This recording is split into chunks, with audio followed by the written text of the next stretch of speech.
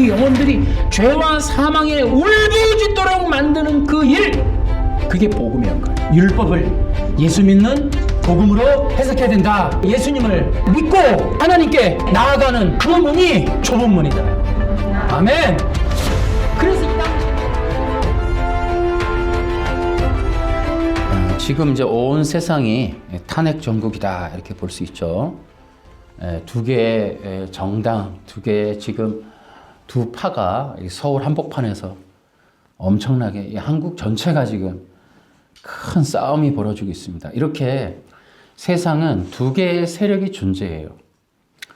창세기에서부터 이것이 나옵니다. 인본주의와 신본주의. 그러니까 이 싸움은 창세기에서부터 있었던 거예요. 어차피. 우리가 계속해서 얘기하지만 결국은 두 세력이 다투고 싸우게 된다. 그게 종교든 정치든 항상 그런 거예요. 지금도 이제 그것이 충돌하고 있다. 그러니까 인본주의와 신본주의. 그러니까 인본주의는 뭐냐? 당연히 창세기 에덴 동산에서부터 시작합니다. 사탄이가 만든 거예요. 근데 이 인본주의라고 하는 것을 교회가 두려워하지 않아요. 교회가 경계하지 않는다. 인본주의는 대단히 위험한 종교 세력이다. 근데 이 인본주의는 창세기에서부터 시작을 해서 이게 어디에서 꽃을 피냐? 영지주의에서 이제 꽃을 피는 거예요. 그리고 이 영지주의, 고대 그리스 영지주의를 독일이 이제 받아들입니다. 그리고 독일에서 바로 인간학으로 발전을, 독일이 이제 받아들이는 거는 이제 계몽주의 시대 때 이렇게 받아들이게 돼요. 그리고 이제 독일에서 이 인간학이라는 것이 발달하고, 이 계몽주의 기간에 바로 슐라이어 마우라는 사람이 인간학을 기본으로 자유주의 신학을 만드는 겁니다. 그리고 이것이 이제 마르크스 사상에 넘어가서 변증법적 유물론으로 헤겔과 이 마르크스로 넘어가면서 뭐 한다고요? 인간이 신이 되는 원리를 만들어내는 것. 이것이 바로 인본주의의 절정이죠. 그리고서 이 마르크스 사상에서는 뭐가 발전해요? 지금 대한민국을 움직이는 원동력인 혁명 이론으로 발전하게 되는 겁니다. 혁명 이론의 내용은 반기독교적이에요. 이것은 마르크스가 기독교를 깨려고 만든 거예요. 그러니까 혁명 이론, 마르크스 사상은 아예 만들 때부터 내가 땅에 있는 자본과 하늘에 있는 하나님을 제거하겠다. 땅에 있는 교회, 하늘에 있는 하나님을 제거하려고 만든 것이 바로 마르크스 사상입니다. 마르크스. 이것이 혁명 이론이고 지금 이것이 한국에서 움직이고 있고 혁명 이론이 뉴스에 나올 때에는 시국선언으로 나오는 겁니다. 똑같아요. 시국선언이 혁명 이론입니다. 혁명 이론. 혁명 이론의 내용이 바로 인간이 신이다. 인간이 신이다. 그러니까 인본주의가 뭡니까? 인간이 신이다라는 거예요. 인본주의는 인간의 죄성을 취하는 거예요. 그것이 사상과 철학, 이론으로 이제 퍼져 나오는 겁니다. 국민이 먼저다. 사람이 먼저다. 이 모든 이론들이 전부 인본주의를 바탕으로, 한동훈이 최근에 쓴 국민이 먼저다라는 것도 바로 인본주의. 그래서 이 한동훈의 이 국민이 먼저다는 보다 사회주의 국가를 이루는 사회주의 이념을 기반으로 쓴 책이다. 이렇게 우리는 이제 이 이론을 공부하기 때문에, 책으로 공부하기 때문에 이런 것들을 분석해낼 수 있습니다. 바로 그런 거예요. 그래서 지금은 체제전쟁이라고 그러잖아요. 지금 체제전쟁. 지금은 여차하면 나라가 뒤바뀌는, 그러니까 정말 이 절벽에 두 나라가 이게 두 세력이 서 있는 그 절벽에서, 누가 그냥 이 절벽에서 떨어지느냐. 떨어지는 사람은 끝나는 거예요. 이 민주주의와 공산주의라고 하는 두 체제가 절벽에 서 있는 거예요. 절벽에. 와장창 하고 무너지는 거예요. 지금. 이걸 또 뭐라 그래요? 헤게모니 싸움이다. 지배 전쟁이다. 누가 주도권을 잡을 것이냐 하는 이 헤게모니 싸움이다. 이런 것들이 뭐 대학가에서도 일어나고 국가 지금 헌재 앞에서 지금 이 청와대 뭐 광화문에서도 일어나죠. 그래서 이 공산주의와 민주주의의 이 싸움이 지금 한반도에서 엄청나게 지금 싸우고 있는 거예요. 이 한국을 차지하기 위한 이 4대 세력들, 이 우리나라의 한반도가 이 조그맣게 갇혀 있잖아요. 일본과 중국, 러시아와 이 외국, 이 미국의 이 거대한 제국들 사이에 하필이면 우리나라 주변이 아프리카도 아니고 동남아시아도 아니고 딱 여기에는 세계 4대 열강이 몰려 있다고요. 하필 거기에 가운데 딱 있는 거예요. 이 한반도를 차지하기 위한 헤게모니 싸움. 누가 과연 이것을 차지할 것이냐. 그러니까는 이 제주도에 강정마을을 지어서 이 미군이 주둔하려고 할 때 엄청나게 반대를. 이게 중국이 얼마나 괴롭혔습니까? 이 누가 과연 이 한반도를 차지할 것이냐 하는 이 싸움 때문에 세상에 우리는 이제 우리 국민들은 어떻게 해야 될까요? 어느 나라에 붙어야 될까요? 지금 뭐 우리는 자주국가가 아니잖아요. 중국이 좀 뭐라 하면은 우리는 이제 벌써 대통령부터가 문재인 대통령서부터가 중국 건드리지 마라. 중국한테 건드리면 우리 죽는다. 뭐 이렇게 하는 이걸 광해 시대 때 이 광해가 이제 이게 독자적인 국가를 형성하려고 했던 그 이후 인조 반정 이후에 일어난 정부가 바로 이 병자호란을 맞으면서 완전히 이제 이 중국화하는 이제 그런 이제 이 위기가 있었지 않습니까? 지금이 그런 때예요, 지금이. 그래서 이 한반도에 좀 자주적인 국력을 세우려고 하는 대통령이 세워져야 된다고. 우리는 정말 우리가 스스로 지키고 우리가 강해져야 된다. 이래야 되는데 공산주의의 이 눈치를 보면서 말이죠. 그런데 또 우리 국민들이 이렇게 합세해서 중국이요 어서 오세요. 이렇게 하면 안 된단 말이죠. 그러니까 국민들도 깨어나야 돼요. 그래서 국민들이 깨어나는 게 그냥 우하면 안 돼요. 이걸 알아야 돼요. 지금 이건 지배 체제 전쟁이구나. 공산주의라고 하는 건 혁명, 마르크스 사상이구나. 이것이 주체 사상이고 이것이 사람이 먼저다. 이것이 바로 신영복이 주장했던 바로 이 고려 연방제구나. 이런 것들을 이해할 수 있는 그것이 바로 인본주의. 어마어마한 인본주의. 기독교가 공산주의를 막지 않으면 아무것도 막을 수 있는 게 없어요. 세상은. 그러니까 이 대한민국을 지킬 수 있는 건 기독교밖에 없습니다. 재미나죠? 이 자유대한민국이 세계 10위권의 경제대국인데 하필이면 공산주의 국가로 둘러싸여 있어. 소련, 중국, 북한. 세계 3대의 공산국가에 딱 막혀 있다고. 그러면 어떻게 돼요? 우리나라가 간첩이 어딨어. 좌파가 그런 소리는 하지 말라고. 우리 한국은 어차피 공산주의에 둘러싸여 있어요. 위험한 국가라고. 여기 항상 우리는 공산주의의 위협을 감지를 해야 돼. 놓치면 안 된다고. 근데 이거를 막아내는 건 기독교밖에 없다는 거예요. 나는 그게 더 충격이라고. 자, 제 1장.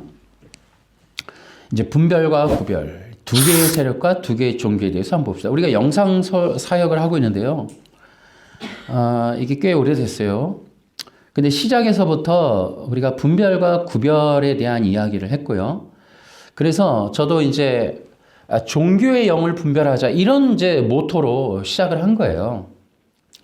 그래서 이제 이 분별과 구별 시대다 마지막 시대는 이제 그래서 계속 이제 처음에는 우리가 이제 앤드류강의 이 안식교를 이제 우리가 그것 때문에 더 열이 받아서 이제 확 이제 사역에 집중하게 됐었는데 너무나 많은 사람들이 속고 있으니까 우리가 이제 이런 부분들을 좀 알려서 사람들이 속지 않게 하자. 나도 그 앤드류강 그 영상 처음에는 그 좋았다니까요. 뭐 이런 사람이 다 있지? 영상도 너무 잘 만들지, 목소리도 좋지, 뭐 이래갖고 되게 좋았는데 들을수록 이상하더라고, 나도. 이거 뭐지? 이 사람 누구야? 이러고서 이제 내가 네이버를 찾고 이제 검색을 해보니 안식교였던 거예요. 이제 그런 것 때문에, 이건 내가 이렇게 한다면 얼마나 많은 사람들이 속고 흔들릴까. 그래서 그냥 영상 만들어서 던지기 시작했죠. 근데 지금 이제 우리가 그런 사역을 하고 있는데 저는 유독이 재미난 게 바로 이 탄핵 정국이 저는 좋다고 봐요. 그러니까 제가 설교 사역을 하면서 계속해서 마지막 시대는 분별과 구별이다. 구별을 해야 된다. 여러분 속지 말아야 된다. 이런 얘기를 해왔는데 탄핵이 되니까 지금 이 시국에 누가 가짜인지 정치인도 누가 가짜인지 국민의힘도 보니까 이 간첩들이 다 그대로 다 드러나잖아요. 지금 대통령이 지금 깜빵 가 있고 구치소 가 있고 지금 탄핵되기 직전인데 서명도 안 하고 거기에 같이 동조도 안 하고 다 반대를 하고 오히려 더 이렇게 하는 싸우는 이제 그런 사람들이 다 가짜인 거죠. 그런데 재미난 게 제가 충격적인 게 이 윤석열 대통령 탄핵을 위한 그리스도인 기도회라는 걸 하고 있는 사람들이 있다는 걸 알게 됐어요. 그런데 거기 보니까 이제 성서 한국이 개최한 좌파 기독교인들 기도회가 3월 13일 날 세월호 기억관에서 이제 있었습니다. 근데 제가 이제 그동안 이 이제 분별과 이 구별 영상 사역을 하면서 알고 있었던 것들이지만 이게 그냥 확 나오더라고요. 그래서 진짜 이 탄핵 정국이 너무 좋았던 건 누가 가짜인지를 기독교인들도 객관적으로 알게 됐다. 그러니까 지금 탄핵이 되니까 어때요? 지금 계엄을 선포하니까 한국이 이렇게 중국한테 이렇게 장악돼 있었어? 이거를 이해하게 됐잖아요.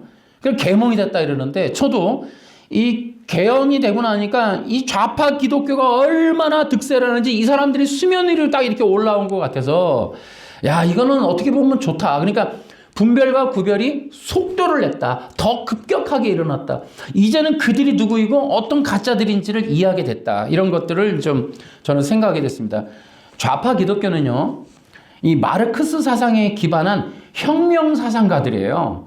여러분 기억을 하셔야 돼요. 여러분뿐만 아니라 이 영상을 보는 분이 혹시 계시다면 그러니까 기독교인인데 시국선언한다. 이러면 이해를 하셔야 돼요. 이 시국선언이라는 게 뭐냐면 혁명 이론 선포식입니다. 혁명을 하라라고 하는 시작을 주는 사인이에요. 사인. 그래서 거기 이제 교회개혁 실천연대 향림교회 거기 뭐 이번에 김세윤 교수 이런 사람들이 나와서 뭐 한다고요? 시국선언하는 거예요. 대통령이 뭐 하야하라. 여러분 이 사람들이 시국선언 문재인 때 했어요? 노무현 때 했어요? 안 한다니까요.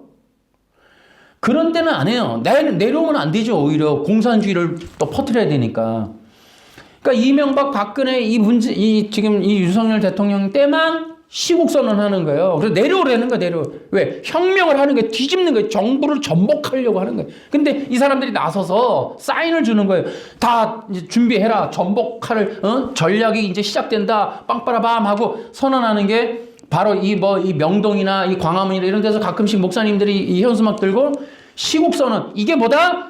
혁명 사상, 혁명 이론이고 공산주의 이론을 통화해서 나라를 전복하라고 하는 사인이다 이 말이에요. 이게 천주교 정의구현 사재단이라든지 한국교회. 내가 그 명단을 좀 불러보려고 그래요. 그 명단이 누구냐면 교회개혁 실천연대, 기독교 민주시민모임, 기독교 윤리실천운동, 니에미아 교회협의회, 성서한국, 평신도 신앙실천운동, 한국복음주의 교회 연합운동. 자, 이거는 이제 제가 인터넷에 있는 자료를 했는데 이것뿐만 아니라 또 이제 그 유튜브에 떠 있는 자료인데요. 저는 이제 자료를 인터넷에 있는 것만 제가 이제 뽑았습니다. 건강한 작은교회 연합. 제가 이게 지금 다 거기 없고 이게 보이는 것만 할게요. 기독교 민주시민모임, 기독교 윤리실천운동, 기후위기, 기독인 연대, 느헤미야, 기독 느헤미야라고 하는 이거 신학교도 있고 거기 교수들 모임이 있어요. 그 느헤미야 교회 협의회. 느헤미야 들어가면 무조건 좌파다 생각하시면 돼요, 여러분. 더불어자다 들어가면 좌파다 생각. 더불어 숲 무슨 교회, 더불어 무슨 교회 이러면 무조건 좌파인 거예요. 새맘교회, 서울 가향교회, 일산 은혜교회, 어울림교회, 세우는교회, 영토문학관, 전주열린문교회, 평화통일연대, 평화아카데미, 한국복음주의교회연합, 함께 걷는교회, 하나님나라운동, 4.16 생명안전공원 예배팀, 이런 데가 전부 좌파 기독교. 가짜다 이 말이에요. 가짜. 따라해볼까요? 좌파 기독교는 가짜다. 절대 속으면 안 된다고요. 이거보다 기독교를 없애기 위해서 만든 마르크스 사상의 혁명 이론을 따르는 자들이라고. 기독교인이면 대통령이 못하면 기도를 해줘야죠. 조언을 해주고 기도해서 5년 동안 나라를 잘 끌어달라고 부탁하고 조언하고 기도회를 해야지. 하야하라, 혁명하라, 뒤집어서 끌어내려라. 계속해서 여러분 보십시오. 하루라도 편할 날 있습니까? 이명박 때 어땠어요? 광우병. 소고기 먹고 미국 소고기 먹고 머리 구멍 난 사람 지금 나왔습니까? 박근혜가 뭐 비아그라 최순실 뭐 500조 400조 여러분 지금 무슨 얘기 나옵니까? 만약에 지금 윤석열 대통령 탄핵이 각하가 되면 박근혜 탄핵도 재심 들어가죠. 재심. 무효다 이 말이에요. 무효. 이게 뭐 한다고요? 정치인이 하는 게 아니라고요. 내가 얘기하는 거는. 기독교인들이 이렇고 있다고요. 기독교인들이. 화가 난다고요. 기독교인들이 예수님, 기도, 예배 이런 걸로 협력하고 도와주고 조언해야지. 지금도 마찬가지예요. 여의도 순복음교회 이영호 목사도 윤석열 대통령 무당 이렇게 했다고. 지금 여러분 그런 얘기가 많은 사람들이 또 주변에 얘기합니다. 그 모함이라고. 그리고 지금 구치소에서 뭐 했다 그래요? 성경 읽고 나왔다잖아요. 우리가 어떻게 판단합니까? 자유우파 이 대한민국은 살고 봐야죠. 부정선거 밝히고 이 공산주의 중국 애들 이 중국 국가 시진핑한테 넘어가기 직전에 대한민국을 살리고 봐야죠. 기독교가 연합해서 대한민국을 살려야죠. 뭐 하는 거예요? 그렇기 때문에 제가 이 영상 사역을 하면서 계속해서 이런 것들을 얘기를 하고 있는 겁니다. 그래서 이제 헌법재판소에도 여러분 문영대 좌파 내가 그러잖아요. 자기가 나는 좌측에 있는 사람이다. 아니 헌법재판소 재판관은 그러면 안 되죠. 무슨 좌측에 있으면 어떡합니까? 그럼 빨갱이 공산주의 다 봐주겠다는 거예요 지금? 그래서 문재인 정부 때는 간첩이 한 명도 안 잡혔는데 윤석열 대통령 되자마자 막 잡아들인 거예요. 잡아들여서 재판에 갔더니 다 무죄가 나버리는 겁니다. 근데 얼마나 웃겨요. 지금 시국이 이제 약간 변화를 하니까 이번에 유죄 때린 겁니다. 몇 년 4년인가 얼마 만에. 얼마나 웃깁니까? 나라가 지금 간첩들이 나라를 지금 무너뜨리려고 들어오는데 대한민국 국민의 지식인들이 법관들이 이 유망한 사람들이 공산주의에 연합을 하고 야합을 하고 말이죠. 그러면 안 되죠. 우리 국민들 힘없는 국민들 도와주고 보호해야지. 나라를 보호해야지. 근데 그런데 빌붙어 갖고 기독교인들이 으쌰으쌰하고 한미 됩니까? 종교가 그러면 안 됩니다. 우리 한국은 이 공산주의 일본 이거를 핍박을 이겨내고 독립국가로서 지금 자주국가로서 이렇게 이제 세계적인 국가로 성장했는데 이 나라를 지켜야죠 하면서 종교인들이 뭉치고 연합을 해야지. 어디 공산주의 그거를 빌미로 공산주의에 야합을 하고 연합을 해서 이 나라를 갖다 통째로 팔아먹으려고 하는 그런 못된 짓거리를 하냐 말이죠. 종교인들이랍시고 제가 지금 불러드린 이 사람들 교회개혁 실천연대 기독교 민주시민 모임, 기독교 윤리실천운동, 니헤미야 교회 협의회, 성서한국, 평신도 신앙실천운동, 한국복음주의교회연합 제가 인터넷에 있는 거 긁은 겁니다. 이제 이런 것들을 이제 우리가 이해해야 된다라는 거죠. 그래서 이 탄핵 정국이 국가 실체, 사람에 대한 정치, 경제, 문화 실체에 대해서 드러내고 분별하는 계기가 되었다. 이 종교의 영이라고 하는 걸 여러분이 아셔야 돼요. 기독교도 마찬가지. 여러분 반드시 기억하세요. 기독교 안에도 가짜가 있다. 여러분 얼마나 많아요. 안식교도 그렇고 신천지도 그렇고 막 기독교 아닌 데가 어디 있습니까? 다 자기들도 정통 기독교인데 편지 보낸다니까 나한테. 서로 싸우지 말고 잘 지내자고. 나하고 잘 지내자고. 누가 기독교 안에서 다른 사상, 다른 말, 다른 세력, 다른 입장에 있는가에 대한 새로운 각성이 좀 일어나야 된다 이 말이죠. 지금 최근에 여러분 유튜브 인터넷 많이 보십니까? 여러분 진짜 저도 늘 보고 있습니다만은 큰 교회들도 얼마나 웃깁니까? 교인들 떠나게 못하게 하려고 싫은 소리 나쁜 소리 올바른 소리 못하고 그냥 좌나우나 같이 삽시다. 평화롭게 삽시다. 여러분 절대 그럴 수 없는 거예요. 그래서 예전부터 우리가 분별과 구별 영상 찍을 때부터 진짜 기독교는 대형화될 수 없는 거예요. 진짜로 그렇다니까요. 성경에 어디에 그런 게 있어요. 대형화가 될 수 없어요. 좁은 문으로 들어가라. 이따가 우리가 설교도 그 본문이 있지만 좁은 문으로 들어가라. 뭐라 그래요? 넓은 문은 많은 사람이 간다. 그러니까 진짜 기독교인은 좁은 문 들어가는 거예요. 적다는 얘기입니다. 대형화가 될 수 없는 거예요. 근데 사람들은 그런 것이 더 편한 거예요. 왜? 인본이기 때문에. 인본. 자, 또 계속 갑시다. 그래서 이제 이 기독교 안에도 가짜들, 종교의 영의 세력들, 종교의 탈을 쓴 가짜 기독교가 있다. 그 다음에 이 율법주의와 공산주의를 부장한 바리새인들이 그 당시에도 장악하고 있었다. 율법주의와 공산주의는 같은 개념입니다. 여러분 기억하셔야 돼요. 공산주의가 별반 다를 게 아니에요. 그러니까 공산주의 사상을 마르크스, 유태인이 만든 이유가 있는 거예요. 그러니까 유태인들이 공산주의를 최초로 만들었단 말이에요. 이 사람들이. 물론 이제 역사적으로 그 시조가 있지만 다 유태인들이라고. 왜냐하면 율법주의라고 하는 이론과 예수님이 왔을 당시에 팔레스타인 땅에 있는 유대 민족 국가라고 하는 이 초기 형태의 국가가 공산주의 국가였다는 거예요, 여러분. 그러니까 일치된다니까, 일치. 그걸 깨트리러 오신 거예요. 예수님은 공산주의를 박살내러 오셨다니까요. 여러분 기억하셔야 돼. 옛날부터 우리 영상 옛날에도 있다고. 율법주의와 공산주의는 뿌리가 같다고.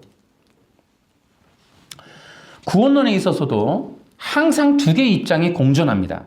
뭐예요? 행위 구원이냐, 은혜로 얻는 구원이냐. 인간이 행위로 얻느냐, 그리스도를 믿음으로 얻느냐. 이것이 항상 대립하고 있는 거예요. 항상 명심하셔야 돼요. 우리가 예정론도 우리가 배워야 되지만 먼저는 기억하셔야 돼요. 구원론은 역사적으로 항상 두 개예요. 행위 구원이냐, 은혜로 얻는 구원이냐, 인본이냐, 그리스도냐, 인본주의냐, 신본주의냐. 이게 두 가지 세력이 항상 공존하고 싸우고 있는 거예요. 구원의 문제가 얼마나 중요하고 심각합니까? 그런데 성경은 뭐라 그랬다? 구원의 문을 막는 자들이 있다. 그런 자들을 예수님이 뭐라 그랬다? 독사의 자식들, 바리새파 율법주의자들이라고 얘기를 하신 겁니다. 그것이 바로 인본주의. 그래서 우리는 이것들을 이해를 하셔야 돼, 이제. 왜요? 여러분들도 구원 받아야 될 거 아닙니까? 그러면 교회 갔는데 우리 교회, 내가 가는 교회가 인본주의적인 방식인지, 인본주의적인 구원론인지, 인본주의적인 교회인지, 인본주의적인 설교 해석인지, 신본주의인지, 복음적인지, 인본적인지 이걸 구별을 할 거 아니에요. 그냥 맹목적으로 따라가면 안식교 가고 신천지 가고 다 가는 거 아닙니까? 큰일 난단 말이죠. 그러니까 지금도 여러분 이단들이 많이 있잖아요. 그리고 이단 교주들이 우리 TV에 우리가 두 눈으로 보고 있는데 깜빡한 사람이 얼마나 많아요. 그 공동체들이 안 깨진다니까? 그대로 남아있어요. 진짜인 줄 아는 거예요. 시경현 박태선 그 천도교도 뭐예요? 그 무덤이 있는데 거기서 제사 드리고 한대잖아요. 부활한다고. 한번 세뇌를 당하면 오래 가는 거예요. 이게 못 빠져나와. 그러니까 분별을 해야 된다고, 분별을. 근데 분별이 어려운 이유가 있습니다. 첫째, 창세기 1장부터 3장까지의 진리를 이해 못하면 분별이 안 돼요. 여기에 다 들었어요. 창세기 1장부터 3장까지 내용이 다 들었어요. 뭐가 들었냐면 하나님의 구원의 계획, 그리스도의 계시, 인간, 그 다음에 인간의 죄와 사탄의 회방, 이런 게 다 들었단 말이에요. 거기 밑줄 쳐놓으세요. 하나님의 구원의 계획이, 그러니까 1장부터 3장까지 뭐 들었냐면 그게 들어있다고요. 첫째, 하나님의 구원의 계획, 밑줄, 그리스도의 계시, 그 다음에 인간, 그렇죠? 인간이 어떻게 창조됐고 왜 창조됐는지, 인간의 목적이 뭔지 다 나오죠. 그 다음에 선악과의 율법. 이 너무너무 중요한 거예요. 선악과의 율법 지금 아무도 해설 못 하잖아요. 해석하는 사람을 본 적이 없어요. 그 다음에 인간의 죄에 대해서 나오죠. 창세기 1장부터 3장까지 어떤 건지. 그 다음에 사탄의 회방이 나오죠. 목적도. 하나님과 인간을 단절시킨다. 인간을 죽음으로 몰고 간다. 방법은 말씀의 왜곡. 율법의 왜곡과 뭐 있어요? 인간의 욕망을 충동한다. 이런 것들이 다 거기 어디 있다? 창세기 1장부터 3장까지 다 들었다. 그러니까 창세기 1장부터 3장까지의 진리를 이해하면 분별이 이제 시작되는 거예요. 왜? 거기 사탄의 회방이 뭡니까? 인간을 범죄케 해서 하나님으로부터 분리시키고 죽음에 떨어뜨리는 방법이 바로 종교였다는 거예요. 종교. 그게 인본주의와 율법주의. 그러니까 인본주의와 율법주의가 들어가면 인간은 반드시 멸망의 길로 치닫는다는 거예요. 그렇기 때문에 이 사탄이 활용한 두 개의 종교, 인본주의와 율법주의를 반드시 이해된다. 그러니까 우리가 이제 인본주의, 율법주의 설교 많이 했지만 인본주의는 뭐예요? 인간의 욕망. 인간의 욕망. 인간의 욕망이 뭐다? 자기가 신이 되는 거예요. 이게 뭐다? 자기 맘대로 살고 싶은 거예요. 그러니까 자기 중심적으로 살려고 하는. 그러다 보니까 뭐 합니까? 자기 중심적이다 보니까, 내 영광이다 보니까 나에게 제재를 가하는 제한과 한계 율법, 나를 통제하려고 하는 하나님, 이 모든 걸 제거하는, 이거를 철학으로 만든 사람이 바로 니체라는 거예요. 니체. 그럼 니체의 철학을 끌어다가 현대판에다가 쫙 문명으로 깔은 게 포스트 모더니즘이다. 그러니까 지금은 바로 니체가 끌어올려 땡긴 인간의 죄의 욕망이라고 하는 인본주의를 문명화시킨 것이 포스트 모더니즘. 이 인본주의, 포스트 모더니즘이라고 하는 인본주의 절정의 시대에 교회는 위기다. 그래서 대부분 교회에서 성도들이 앉아서 설교를 듣게끔 하려면 인본주의를 깔지 않으면 불가능해진다 이 말이에요. 그러니까 성도들이 진짜 인본을 빼고 성령 안에서 그리스도로 이끌림 받게 하는 이 일이 복음 사역이다라는 거예요. 이거 진리 사역이다. 이게 굉장히 쉽지 않다. 왜? 이것이 바로 좁은 길을 가는 것에 대한 얘기다라는 거죠. 이 좁은 길 가는 것이 이토록 어려운 거예요. 여러분, 좁은 문 뒤에도 나온 뒤에 이제 있는데요. 그 당시에 율법이 장악한 1세기 당시에 율법으로 의롭게 되어야만 되는 그 시대에 그리스도에게로 나온다는 건 이거는 좁은 문인 거예요. 굉장히 어려운 일인 거예요. 그러니까 지금 이 포스트 모더니즘 시대에 이 인본주의의 절정에 거의 문명화 그냥 강력한 종교의 영으로 장악한 이 시대에 복음으로 우리가 기독교가 이끌림 받는다는 굉장한, 그러니까 여러분 성령의 기름 부음이 마지막 시대는 강력하게 부어진다는 거예요. 그래야만 돼요.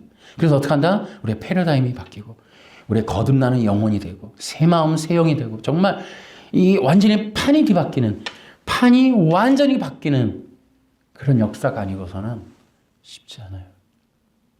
여러분, 성령에 의해서 판이 뒤집히기 바랍니다. 진짜 그러신 거예요. 육과 영의 싸움입니다. 옛사람과 새사람의 싸움이라고.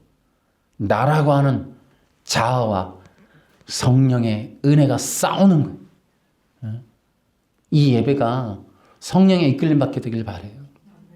제가 우리가 아브라함 재단, 아브라함의 믿음에 대해서도 할 때도 얘기했지만 여러분, 예배는 자아가 죽는 거예요. 예배를 드렸다. 그만큼 죽은 거예요. 자기 생각, 자기 법. 예배를 드리는데 안 죽어. 예, 가인의 제사를 드리신 거예요. 제가 우리 서두에 우리가 항상 제가 이 예배 시작 기도가 뭐예요? 아벨의 예배. 이 아벨의 후손들이 에불라라고 하는 민족으로 이 수메르에서 살고 있었고 그 후손이 누구다? 아브라함이라고 하고. 하나님이 기억하는 기쁨의 예배가 아벨의 예배였다고.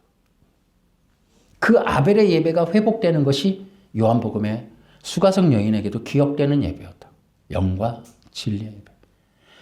그러니까 우리가 끊임없이 명심했어요. 오늘도 우리는 선악과 앞에 있다. 우리의 예배의 제단은 에덴 동산이다. 여긴 나에게 있어서 번제단이다. 항상 이 원리를 기억하셔야 돼요. 번제단이 없는 예배를 드리면 인본이 살아버려요. 그것이 바로 모래 위에 짓는 집이 되는 거예요. 그러니까 계속해서 예배라는 건 뭐예요? 번제단에 올라가는 거예요. 어떻게? 자원하여. 근데 왜 올라갈까요? 아우, 힘들고 각 떠지고 태워지고 죽어지는. 근데 기독교가 너무 이상한 거예요.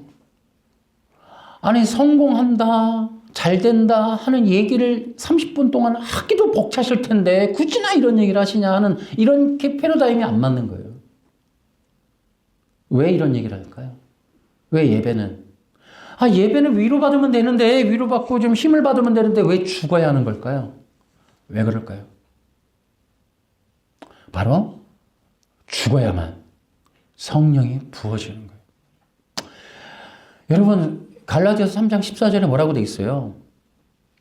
하늘로부터 오는 선물이라는 개념이 있어요, 성경에. 근데 그 선물을 위로라고 얘기하지 않아요. 그러니까 성도들이 착각하는 거예요. 30분 동안의 설교가 위로받으러 간다. 그건 바보스러운 얘기예요. 하나님이 주고 싶은 게 그딴 정도의 수준이 아니라고. 선물이라는 게 있어요. 하나님의 선물은 성령이라고.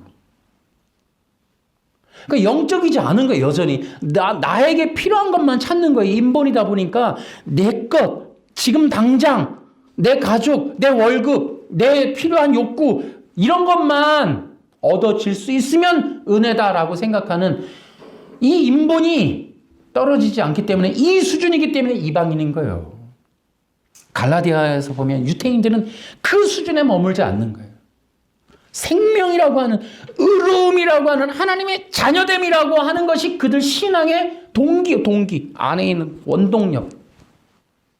이방인들은 위로, 욕망, 유대인들은 하나님의 자녀됨, 하나님의 자녀와 백성이 되는 권세를 얻는 것, 이게 그들 신앙이었다. 그러니까 차이가 너무 큰 거예요, 지금.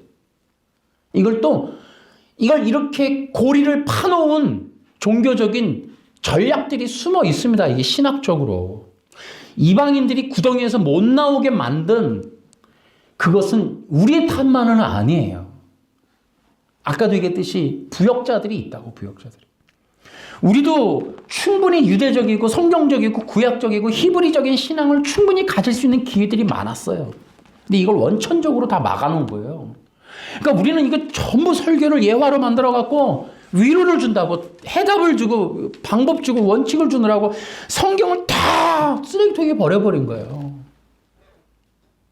기독교 신앙의 최고의 정점은 하나님의 자녀가 되는 거예요. 여러분들이 기독교라는 신앙을 통해 얻어야 될 건 내가 하나님의 자녀가 되는 거예요. 아멘? 하나님이 원하시는 계획이라고 그랬잖아요. 아까 창세기 1장은. 그 계획이 뭐예요? 하나님의 구원의 계획은 우리를 하나님의 자녀로 삼는 거예요. 이 단어만 기억해도, 이 단어만 여러분들이 연구를 하고 메모만 해도 커요. 기독교 신앙은 내 문제를 얻기를 위한 해답이나 위로를 얻는 게 아니라고요. 그래서 여러분, 하나님의 자녀가 된다라고 하는 게 너무 귀한 거예요. 너무 귀한 거예요.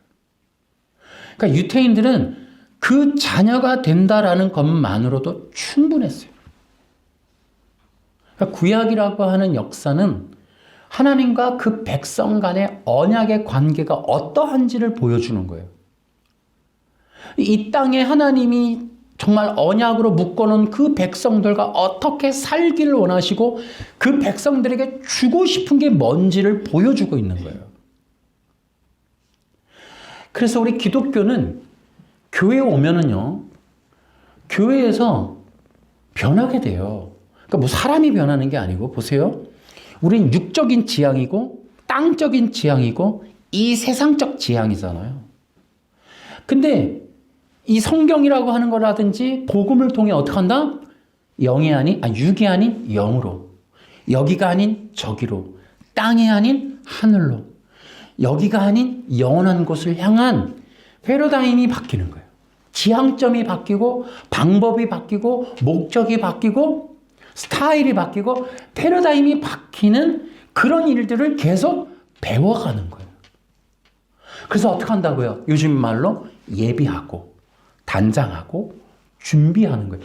천국에 신랑이 오시기 때문에 영원한 나를 신방으로 데리고 가기 위한 준비, 예비함, 단장함, 이런 것들에 대한 이야기들 많잖아요. 그런 것이 신앙생활인 거지, 내가 지금 돈이 필요하고 뭐가 필요한데 어떻게 하면 돼요? 그 위로가 뭐예요? 힘들어요? 나 우울해. 그런 거에 대한 해답을 심리 상담학적인 얘기를 하는 게 아니란 말이에요. 영원한 생명과 영원한 나라와 영원한 관계의 그 의로움을 향한 하나님의 구원의 열심, 이러한 것들에 대해서. 그래서 신앙이 시작되면 어떻게 한다고요? 나중심적인 인본이 나 외에 영적 존재, 하나님이라고 하는 신관에 대해서 눈을 뜨는 거예요. 아, 신이 계시는 거구나 라고 하는 신에 대한 의식이 떠가는 거예요. 이게 선악과 언약의 의미였던 거예요. 그러니까 인간이 해야 될 첫 번째 의식은 신에 대한 인식, 신에 대한 지식, 신에 대한 알아감, 지식. 알아라. 신에 대해서 알아. 하나님을 더욱 알아라. 모르는 백성 망한다. 계속 성경이 얘기하듯이 계속 알아가는 거예요. 이게 성령이 하시는 일이, 성령이 오셔서 뭐 한다고요? 그가 나에게 하신 말씀, 그분이 원하는 것, 그분의 뜻, 그런 것들을 가르쳐 주시는, 이게 보혜사에 대한 얘기잖아요. 그러니까 우리가 계속 성령까지 동원해서 하시는 일이 뭐냐면, 나를 구원하고 나를 창조하고 나를 기다리고 나를 만드시고 인도하는 어떤 영적인 존재, 곧 신에 대한 의식. 헤겔과 마르크스가 이 작사를 해서 니체가 제거한 전통 해제, 니체가 없애버린 포스트 모더니즘이 보이지 않는 건 믿지 말라고 하는 무신론 사상을 뒤엎어버리는 성령의 역사, 하나님에 대한 신의식이 생기는 이 좁은 문을 뚫고 나가는 이런 일들이 기독교의 일이라 이 말이에요. 아멘. 교회에 와서 기독교를 통해, 예배를 통해 나의 주님을 이해하게 되는 것, 그게 은혜입니다, 여러분. 그게 위로가 돼야 되는 거예요. 나에게는 구원자가 계시구나, 나에게는 신이, 하나님이 계시구나라는 의식을 아는 것이, 이것이 위로가 돼야죠. 겨우 성공하는 자의 법칙이 아니다 이 말이에요. 그 스티브 잡스 위로가 아니다 이 말이에요. 그래서 내가 이렇게 살게 된 나의 나됨의 근원이 되신 나의 예수님, 나를 위하여 죽으시고 나를 이끄신다는 그분에 대한 신의식이, 그래서 여러분, 신이 없는, 구원자가 없는, 보혈이 없는, 죄 사함이 없고 죄와 사망에서 구원이 없는 기독교가 인본주의. 그러니까 신의식이 없는 거예요. 여러분, 형통하십니까? 형통의 뭐 방법이, 신에 대한 얘기가 하나도 없어도 가능한 것, 구원자가 없어도 충분히 가능한 설교, 보혈이 필요치 않아도 잘 살게 되는 원칙들, 전부 인본의 쓰레기통에 들어가야 돼요. 예수님의 피가 동원이 안 되고 예수님의 십자가가 동원이 안 됐는데도 잘 살 수 있다라고 얘기하는 모든 것은 거짓말이에요. 사기입니다. 성령을 받지 않아도 복을 받을 수 있다라는 이런 식의 이야기, 선동, 이거 전부 다 종교 사기입니다, 여러분. 이런 걸 분별하시라고요. 너무너무 진짜 답답해서 하는 얘기예요. 복음이 아니고서 우리가 무슨 존재 가치가 있으며 기독교가 왜 필요합니까, 여러분? 자, 이제 우리가 다시 한번 본문에 들어가서 마태복음의 이 주여주여하는 자마다 이 얘기를 조금 더 해보도록 하겠습니다. 근데 이 본문이 여러분 딱 보면 주님 이 본문 마태복음 7장 21절, 여러분 이거 모르는 분은 거의 없을 거예요 아마. 이거는 뭐다? 처음에 구원이 취소될 수 있다라고 주장하는 자들이 즐겨 쓰는 구절이죠. 교회에서 주야 주여 소리쳐봐야 소용없어, 그러고도 다 불신자 되고 구원 못 받을 수 있대, 이렇게 쓰는 악용이 되는 본문이 바로 이 본문이에요. 여러분 기억하시는가 모르겠어요. 그래서 이 본문은 이 구원에 대해서 헷갈려하는 분들도 여기서 다 넘어지는 경우도 있어요. 제가 어떤 좀 중형교회 목사님이 CBS에 나와서 설교하는 걸 들었는데, 이런 걸 이제 예를 들어, 내 아버지, 하늘에 계신 내 아버지의 뜻대로 행하는 사람만이 하늘에 들어갈 수 있다. 그러면 딱 느껴지는 게 뭐예요? 내 아버지의 뜻대로 행해야 된다. 그러니까 뭐예요? 말씀대로 살아야 된다. 율법을 지켜야 된다. 이렇게 생각한단 말이에요. 그러니까 이렇게 하니까 이 본문과 마태복음 19장에 부자 청년에게 하신 말씀을 빌미로 성경에는 구원의 방법이 한 4가지가 있다, 이렇게 얘기하는 분이 있더라고요. 절대 그럴 수 없습니다, 여러분. 자, 일단 구원의 방법은 하나입니다, 여러분. 여기 뭐 뜻대로 행했다. 또 그 부자 청년한테 부자 청년이 와서 주여, 선생이여, 내가 어떻게 영생을 얻으리까? 이런 얘기 했다고. 그랬다고 해서 선생님, 영원한 생명을 얻으려면 어떤 선한 일을 행해야 합니까? 그랬더니 내게 묻냐? 계명을 지켜라. 이렇게 얘기했단 말이에요. 그러니까 뭐라 그래요? 계명을 지키고 아버지의 말씀의 뜻대로 행하고 이러면은 천국 가고 구원받는구나. 또 예수님도 믿어야 되고 구원의 방법은 서너 가지. 절대 그렇지 않다는 거죠. 아까 얘기했죠. 이렇게 헷갈려하는 이유는 구원론에서 넘어지거나 헷갈려하거나 방법을 모르는 경우는 창세기를 몰라서 그렇다. 창세기. 그래서 여러분 꼭 기억하셔야 돼요. 구원의 방법은 여러 개가 아니다. 율법의 의미도 모르고 창세기도 모르고 그렇기 때문에 율법을 모르기 때문에 이렇게 된다. 또 문장과 문맥, 문구 특히 마태복음을 비롯한 성경의 각 건의 목적과 뜻을 그 의미를 모르면 이렇게 헷갈리는 소리 하는 거예요. 절대로 그렇게 될 수 없다. 자, 그럼 마태복음은 어떤 책이냐? 한 네 가지로 봐요. 자기 백성을 찾으시러 오신 왕의 이야기. 두 번째, 마태복음보다 자기 계시니까 뭐예요? 왕이 누구인지를 알리는 자기 계시에 대한 얘기예요. 왕의 자기 계시. 스스로를 알린단 말이에요. 나는 누구다를 끊임없이. 그랬더니 이제 나중에 중간 시험 보잖아요. 중간고사가 있죠. 저기 베드로한테 너는 나를 누구라 생각하니? 이렇게 중간고사 보잖아요. 그랬더니 뭐라 그래요? 주는 그리스도시오. 이게 나온단 말이에요. 그게 만약에 창세기 마태복음 3장 4장이면 가능하겠어요? 그때 만나서 너 나 누군지 아니? 그러면 갈릴리 목수 이렇게 나오죠. 근데 그런 만큼 뭐 한다? 그 기간 뭐 했다고요? 천국 복음 전했죠. 병자 고치셨죠. 이적을 행하셨죠. 하면서 어떻게 한다? 자기 계시를 하신 거예요. 그랬더니 제자들이 이제 그리스도가 아니신가요? 이제 이렇게 되는 거죠. 그래서 자기 계시를 하는 거예요. 세 번째, 마태복음에서 말하는 건 되게 중요한 건 뭐예요? 자기 백성이 누구인가에 대한 얘기를 하고 있는 거예요. 그러니까 1장에 자기 백성을 구원하러 오신 왕이 오셨는데 그러면 그는 누구를 찾으실까? 누구를 자기 백성이라고 말씀하실까? 왕이 오셨는데 누구를 붙잡으실까? 누구를 칭찬하실까? 바리새인들이 우리한테 와갖고 엄청 칭찬하겠다. 니들 잘 살았다고. 착각이죠. 안 그런 거예요. 그러니까 마태복음 뭐예요? 자기 백성이 누군지. 그 다음에 또 뭐예요? 누가 자기 백성, 누가 왕의 백성이 될 수 있느냐 하는 얘기를 하는 거예요. 그때 바리새인들이 서로 자기들에게 대한 얘기인 줄 알고 갔더니 매번 자기들을 혼내는 얘기, 책망하는 얘기를 하니까 뒤틀어지죠. 심사가 뒤틀어졌는데 결정적으로 마태복음 23장에 화 있을 진저하고 뒤통수를 탁 이제 가지고 때리시는 거죠. 네 번째, 마태복음의 굉장히 중요한 해석과 핵심은 산상수훈에 있다. 그럼 우리는 이 시대의 산상수훈을 어떻게 이해할 것이냐 하는 것들을 우리는 생각해 봐야 된다는 거죠. 그러니까 마태복음 7장 21절에 주여 주여 이런 얘기는 이 네 가지를 염두에 두고 해석을 해야 된다는 거예요. 그래 아버지의 뜻대로 기도를 열심히 해도 안 된다. 이렇게 하면 안 된단 말이에요. 그래서 우리가 이제 그거를 해석을 이렇게 네 가지 방식으로 하고요. 자, 그러면 이 네 가지 방식도 연결점이 있어요.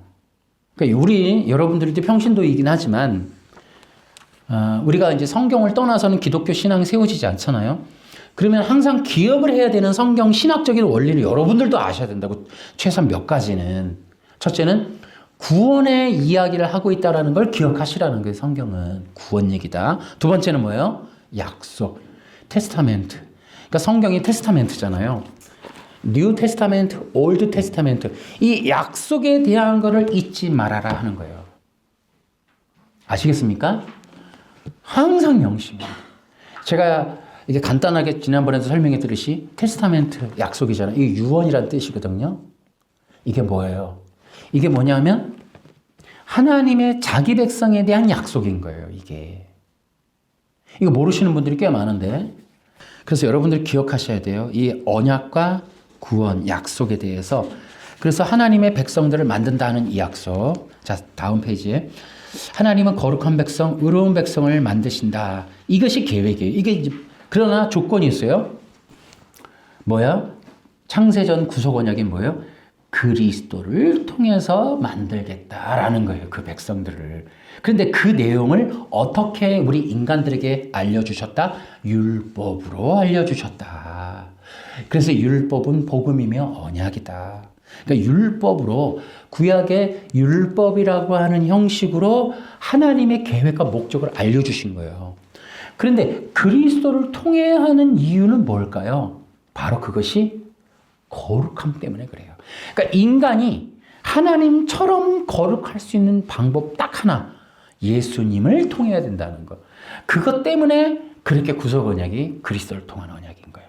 이걸 꼭 기억하세요. 이 원칙은 기억하셔야 돼요. 이제 그러고 나서 또 해석해 봅시다. 그럼 인간의 문제는 뭐냐? 이 인간의 문제를 알아야 또 산상수훈의 의미를 알게 돼요. 뭐예요? 인간의 근원적인 건 뭐다? 그 세 번째 줄에 죄와 사망이다. 그 속에서 건진받는 것이 인간의 가장 큰 문제다. 그러면 산상수훈의 의미가 뭐예요? 이런 얘기가 들어있는 거예요. 예수님의 뜻은 뭐예요?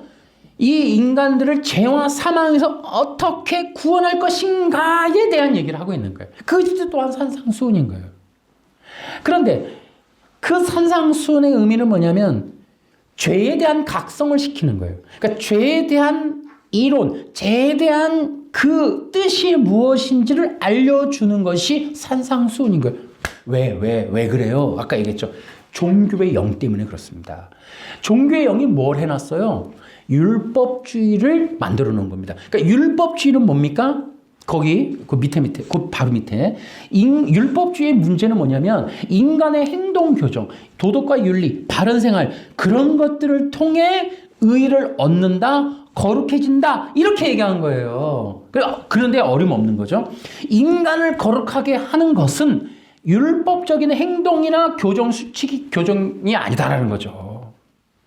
근데 여러분 이 원칙, 그러니까 율법주의라고 하는 것도 세계적인 것을 여러분이 이해하시면 똑같아요. 보세요. 뭐 우리는 지금도 뭡니까? 법을 고치고 제도를 고치고 사람을 바꾸고 대통령을 바꾸고 뭐 그러면은 뭐 한다? 더 나은 세상, 유토피아, 뭐 행복한 세상, 뭐 평등한 세상, 노동자가 절대 그렇지 않은 겁니다. 여러분 세상 이 역사가 이루어졌지만 여러분 지금까지도 완벽한 시대, 완벽한 나라, 완벽한 통치 시스템 없었습니다, 여러분. 없어요. 제도나 법칙으로는 인간을 완벽하게 통제할 수 없다라는 거예요. 인간의 욕망을 제어하지 못한다. 법이 어떻게 되든 간에 근원적인 문제는 뭐다? 인간의 죄, 욕망이라는 거예요. 여러분 법을 바꿔보십시오. 그 법을 이용해서 또 인간이 죄를 짓고 그 법을 허물고 그 법을 넘어서서 인간이 반드시 죄악을 더 크게 만들어냅니다. 그러니까 법이 만들어지면 그 법을 넘어가는 인간의 욕망 때문에 그 법은 효력이 없는 거예요. 법으로는 인간의 욕망을 어떻게 고칠 수가 없어요. 그렇기 때문에 율법주의와 공산주의는 사기라는 거예요. 사기. 왜요? 그렇게 하면 공산주의가 뭡니까? 혁명을 하면 부자 농노를 그 바닥으로 끌어내리고 이 노동자가 올라가면 유토피아가 생긴다. 이것이 공산주의가 내려온 이유 아닙니까? 가난한 농민들 노동자가 살려면 부자들을 끌어내리면 된다. 그 부자들의 돈을 빼내면 된다. 이 개념을 지금도 갖고 있잖아요. 한국에. 삼성전자 돈을 끌어내리고 부자들의 재벌들을 해체하면 평등해진다. 이게 거짓말이라는 거. 거짓말. 인간은요 시스템이나 제도로 바꿀 수 없어요. 통제가 안 된다니까요. 대통령을 좌파로 인권자로 뭐 부처로 뭐 아니면 뭐 누구를 갖다 놔봐요. 안 된다니까요. 인간의 근원적인 욕망 죄를 통제하지 않고 그거를 고치지 않는 한 법으로 제도로는 못 고쳐요. 그래서 율법주의와 공산주의는 사기꾼들이에요. 거짓말하는 거예요. 어떻게 한다? 인간 사회는 가장 통치력이 좋은 방법으로 끌고 가는 수밖에 없는 거예요. 근데 자꾸 선동을 해갖고 그런 어떤 사람 혁명 이론으로 인위적인 방법을 쓰고 사람을 통제하고 억압하고 법으로 그렇게 규약하고 세금을 어떻게 하고 부자들을 통제하고 재벌들을 해체하고 이런 식으로 가는 것은 이것은 사기에 불과하다. 절대 그럴 수 없다. 왜? 인간의 죄의 욕망 때문이다. 바로 그런 것들이 율법주의의 문제고, 그 율법주의는 그런 공산주의와 하나 되어 있다. 그래서 거기 보시면 율법주의는 사람들을 속인다. 또 율법주의는 인간이 거룩해지는 길을 방해하고 있다. 세 번째, 율법주의는 그리스도를 만나지 못하도록 가로막는다. 율법주의는 구원의 길을 가로막는다. 이런 겁니다. 산상수훈에서 예수님은 인간의 죄에 대해서, 그것이 인간의 마음의 죄, 속에 있는 죄성에 대해서, 그들의 마음에 부패한 것이 인간의 마음이라는 것을 알려주는 것. 자, 산상수훈이 뭐냐? 인간의 죄에 대한 관점을 바꿔주는 거예요. 율법주의는 뭐였어요? 야, 인간이 율법을 안 지키는 게 문제야, 이렇게 했단 말이에요. 그러니까 자녀가 안 되지. 근데 산상수훈은 뭐냐면 인간의 죄의 문제를 해결해야 자녀가 된다, 이 얘기를 하고 있는 거예요. 이해되시나요? 율법주의는 너가 행동으로 율법을 못 지키니까 문제야, 이런 얘기를 하는 거고, 산상수훈은 아니야. 인간의 마음속에 있는 죄를 할례하고 뿌리 뽑아야만 너가 하나님의 자녀가 될 수 있어, 이 얘기를 하고 있는 거예요. 충돌이 나는 거라고요. 종교형 탁 충돌이 나는 거예요. 육과 영의 충돌이 나는 거예요. 이해하시겠습니까? 이거를 이해를 못하는 거예요. 전에도 얘기했죠. 성경이라고 하는 거, 복음의 역할은 아까 얘기했죠. 인간이 자기의 문제를 인식하는 거예요. 설교라고 하는 이 역할은 여러분을, 청중들을 충동하는 겁니다. 이게 탁 부딪히는 거예요. 뭡니까?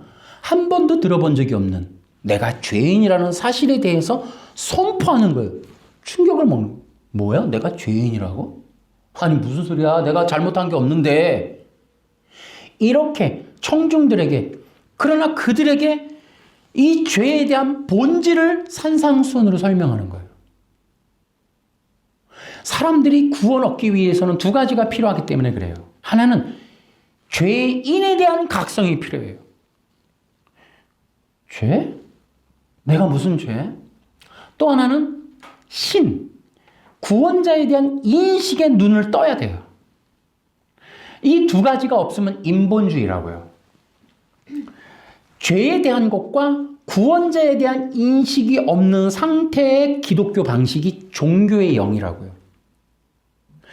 죄에 대한 것과 구원자를 말하지 않고도 가능해지고 있는 스타일의 교회가 종교라고, 종교. 그건 기독교가 아닌 거예요.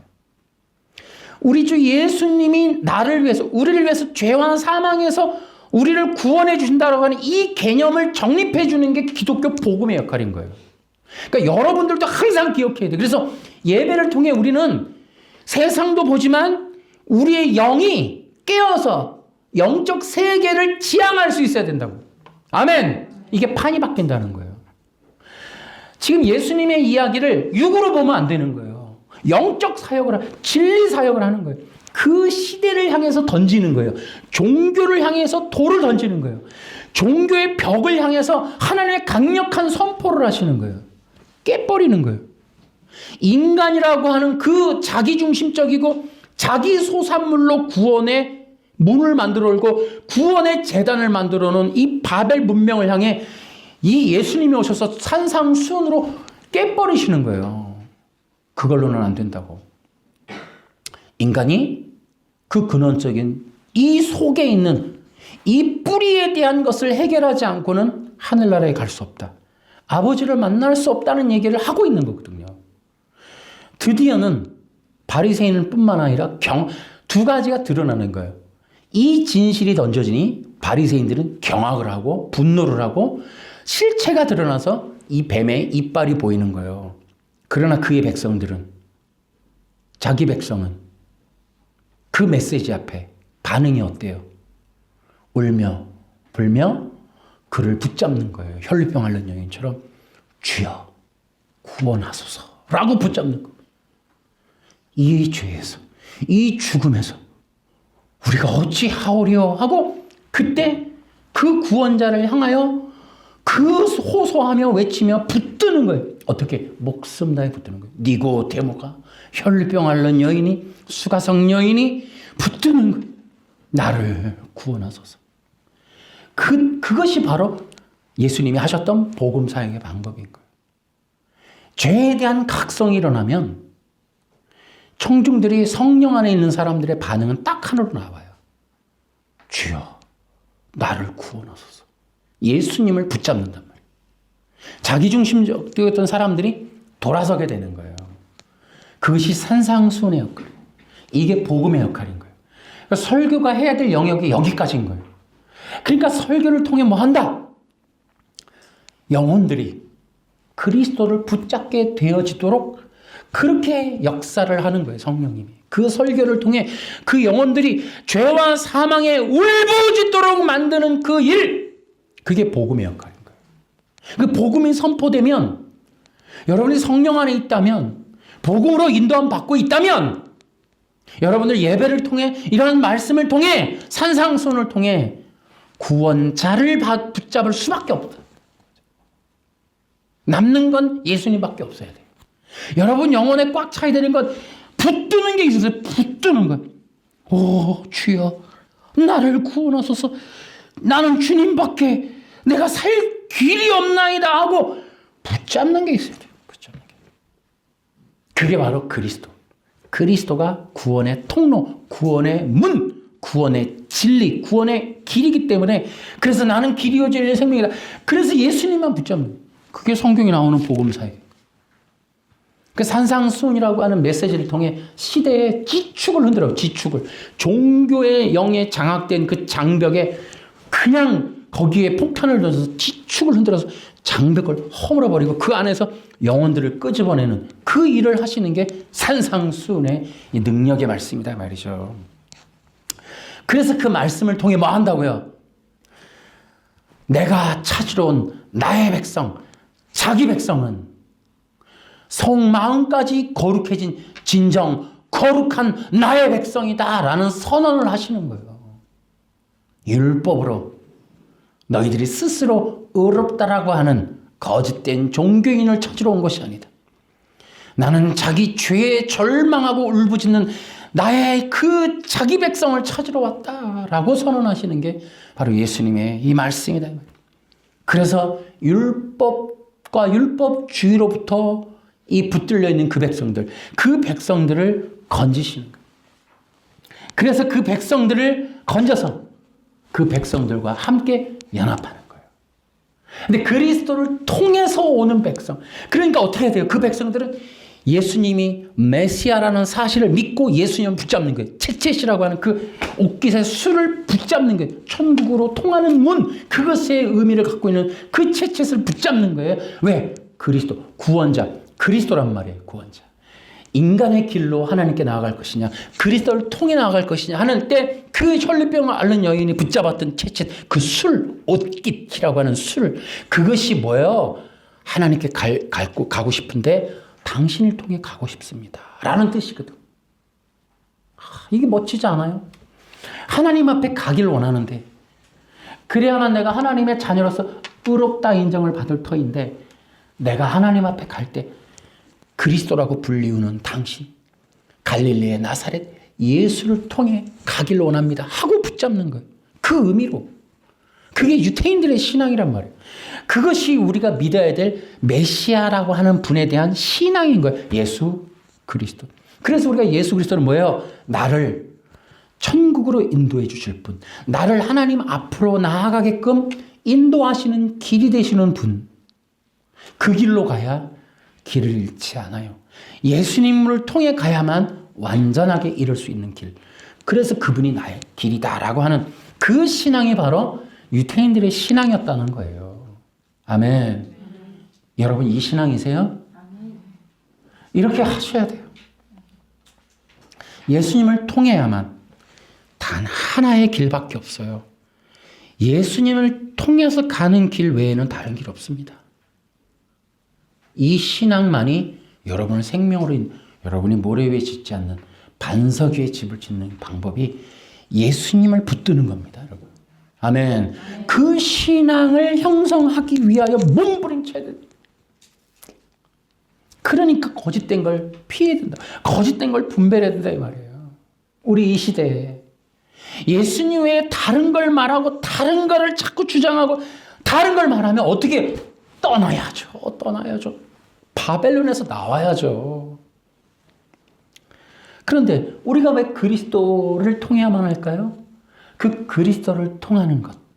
그것이 거룩함일 뿐더러 뭐한다? 하나님과 영적인 연합이 가능한 유일한 길이기도 한 거예요. 영적 연합을 기억하셔야 돼요. 우리가 여러분 기억하세요? 거룩해진다라는 게 뭐냐면 깨끗해진다 이런 개념만 갖고 있지 마세요. 구약적 개념은 거룩해짐이 뭐냐면 하나님과 같이 거룩해지는 거예요. 그러니까 우리는 하나님의 마음과 내 마음이 하나가 되는 걸 말해요.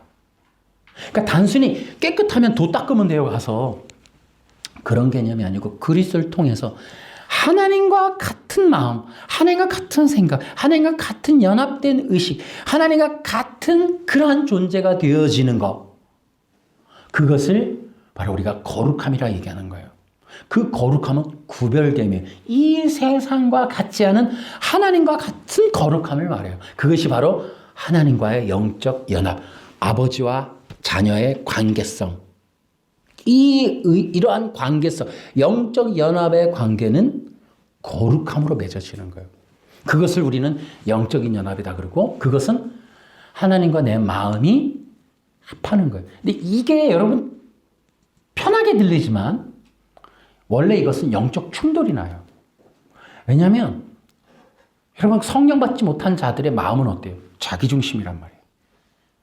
타인의 마음을 받아들이고 소통하지 못해. 여러분 이 시대가 얼마나 지금 장벽이 쳐졌어요. 그렇죠? 뭐 부부관계, 자녀관계 다 깨져갖고 TV 보면 얼마나들 정말 생지옥을 사는 사람들이 얼마나 많아요. 가족 간에. 응? 솔타이가 어떻게 묶였는지. 뭐 남하고 관계성 있는 거 텔레비에 나옵니까? 아니지. 가족이죠. 다 부부관계, 자녀관계 이런 거지. 그러니까 솔타이로 묶여졌긴 했는데 이게 죽이는 관계인 거예요. 그러니까 어떻게 해요? 죽인다는 게 서로가 서로의 생명을 뽑아 먹는데 서로가 필요한 것들을 달라 하는데 줄 수 있는 게 있어야 말이죠. 그러니까 서로가 서로를 요구하는 거야. 서로가 서로를. 그러니까 서로가 서로를 바라보면서 이게 솔타인 거야. 자기 상인 거야. 그러니까 서로가 죽이거나 살리거나 그렇게 하면서 살아가는 거예요. 그러니까 남아있으면 계속 죽어요. 이 솔타인은. 반드시 이건 바꿔야 돼. 이건 심리 상담으로 되는 게 아니에요. 영적인 문제이기 때문에. 묶여있는 거예요, 이거는. 이거는 뭐 세상 말로 하면 이혼이든지 아니면 성령이 들어가셔야 돼. 성령이 들어가서 생명으로, 다시 말하면 사랑을 주는 관계로 안 바뀌면 끝나는 거예요. 그러니까 이 뽑아먹기 시작하면 서로 죽습니다, 이거. 영혼이 완전히 그냥 뼈다귀만 남는 몰골로만 남는 게 뭐예요? 골룸으로 되는 거예요. 서로 골룸. 영혼이. 근데 뭐예요? 성령이 들어가면 사랑으로. 사랑으로. 그것이 바로 거룩함인 거예요.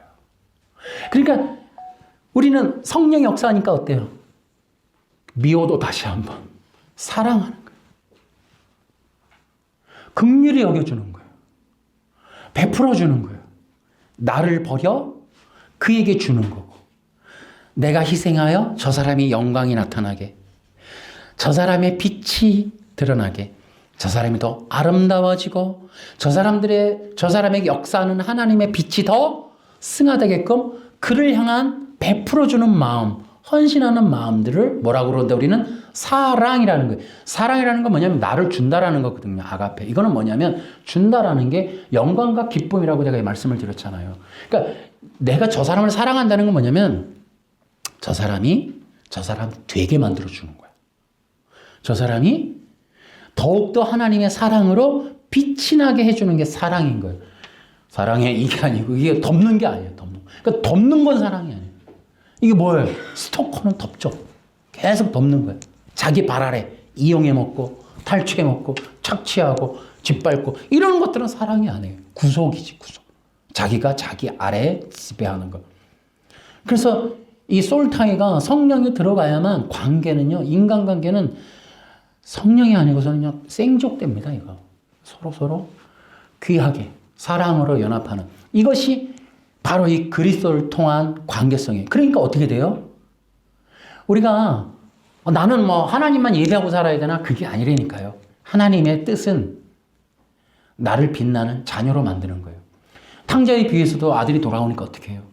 옷을 입혀주고 가락지를 껴주고 신을 바꿔주고 감히 왕의 식탁에 앉게 하는 VIP 명단 카드를 주고 이런 식으로 영광스러운 존재로 바꿔주는 거라고. 하나님의 은혜는 여러분 세상이 줄 수 없는 걸 준단 말이에요. 성령이거든. 그러니까 세상은 나에게 줄 수 있는 게 없어요. 지금도 가수가 죽었잖아요. 그러니까 무대에서 빛이 나도 결국에는 자기를 빛나게 했던 그 무대가 자기를 죽인단 말이에요. 결국은 그 무대는 자기를 죽이는, 결국은 그 영광을 깎아먹는단 말이에요. 본색, 영을. 근데 어때요? 하나님은 우리를 빛나게 해줘요. 더욱더 자녀로서 빛이 나게. 그래서 세워서 파송하여 그를 통한 그리스도의 형상이 되도록 만들어주는 일들을 우리에게 해주는 거예요. 이게 최고치인 거예요. 여기서 내가 신 자체, 황금알이 아닌 황금오리가 되려고 하는 게 죄인 거예요. 그러면 죽는 거예요. 여기서 내가 그리스도의 형상화, 그리스도의 빛을 받아 그리스도를 반사하는 그리스도의 형상으로 남는 한 굉장히 이 땅에서 영광스러운 존재로 사는 거예요. 그게 바로 우리에게 주시는 성령의 은혜인 거죠. 그래서 우리는 성령 안에서 어떻게 한다? 그리스도의 형상을 담기까지 우리는 남은 자의 삶, 곧 번제로 계속 깎이는 거예요. 아까 얘기했죠. 예배가 번제로서의 기쁨, 예배가 번제로서의 주는 혜택은 우리를 성령의 기름 부음의 그릇으로 만들기 위함인 거예요. 깎여야만 하는 거예요. 깎인다는 게 뭐예요? 나의 욕망, 자기중심, 하나님을 대적하고자 하는 그 죄의 본성을 깎아내는 만큼 기름 부음이 부어지는 거예요. 나라고 하는 자기중심성에 살아있는 한 기름 부음은 막히게 돼 있거든. 그러니까 내가 깎이는 선, 깎이도록 나를 끊임없이 연단하는 이 과정에 이 번제물의 예배가 기쁜 건, 태워질수록 좋은 건 기름 부음의 그릇이 커진다는 거죠. 그래서 우리가 아브라함 제단 얘기할 때도 자기 죽음이다. 아브라함의 번제단에 그 이삭 죽이는 것도 자기 죽음이다라고 하는 그것이 엄청나게 큰 타격입니다. 굉장히 큰 메시지입니다. 결국 아브라함의 믿음이 어디 있느냐? 그 자기 죽음에 있다는 거죠. 자기 죽음. 그러니까 원래 아벨의 죽음이 아벨의 제사가 대단한 건 가인은 자기 소산, 자기를 드러내는 거였지만 아벨은 자기를 버리는 예배였단 말이죠. 그러니까 그것을 통하여 하나님이 영광 받으신다라는 거죠. 그랬을 때 그 영혼을 취하여 하나님이 더 영광스럽게 제물로 삼으신다는. 이제 그 원리가 이것이, 그래서 하나님과의 영적인 교제, 의로운 교제, 의의 관계는 제단을 통해서 이루어지는 거예요. 예배를 통해 이루어지는 거예요. 예배를 통하지 않는 어떠한 것도 있을 수 없어요. 다시 말하면 십자가에서의 죽음, 그 연합, 십자가에서의 영적 연합이 아니고서 하나님이 받으시는 제물 없습니다, 여러분. 절대로 역사하는 법이 없어요. 그래서 예배를 떠난 은혜는 있을 수 없습니다. 예배를 떠난 상태에 그 어떤 혜택도 있을 수 없어요.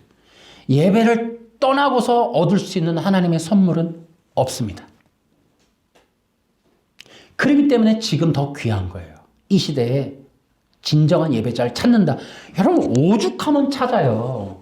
에? 없으니까 찾는 거란 말이에요. 보세요. 분별과 구별의 시대가 지나가면 어떻게 될까요? 여러분 레위기가 어떻게 됐다? 아니 사사기가 레위인들이 떠나면서 사사기가 끝나요. 이거거든요. 다 떠나는 거예요. 마지막 시대가 뭐예요? 마태복음의 25장. 다 떠나간다니까요. 불법이 성함으로 다 떠나가는 거예요. 제단이 비어버리는 거예요. 그런 때가 온다는 거예요. 영적 예배가 너무 소중한 때가 온다. 그래서 이 십자가를 통한 그 번제단에 태워지는 예배를 드리는 자들의 연합의 모임은 엄청난 위력이 될 거예요.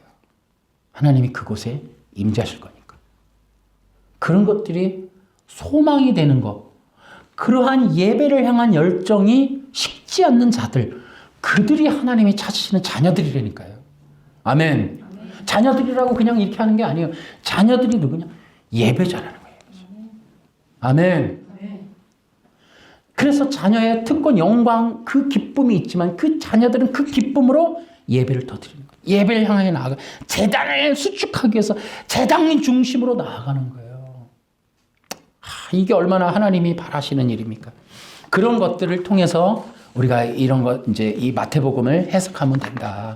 그러니까 마태복음의 주안적인 관점이 바로 그거예요. 그 4페이지 밑에 보면 그들은 예수님께 주여 주여라고 부르고 자신들의 공적, 자신들의 헌신, 주여 내가요 한 거 알려드릴까요? 내가 어떻게 했냐면요.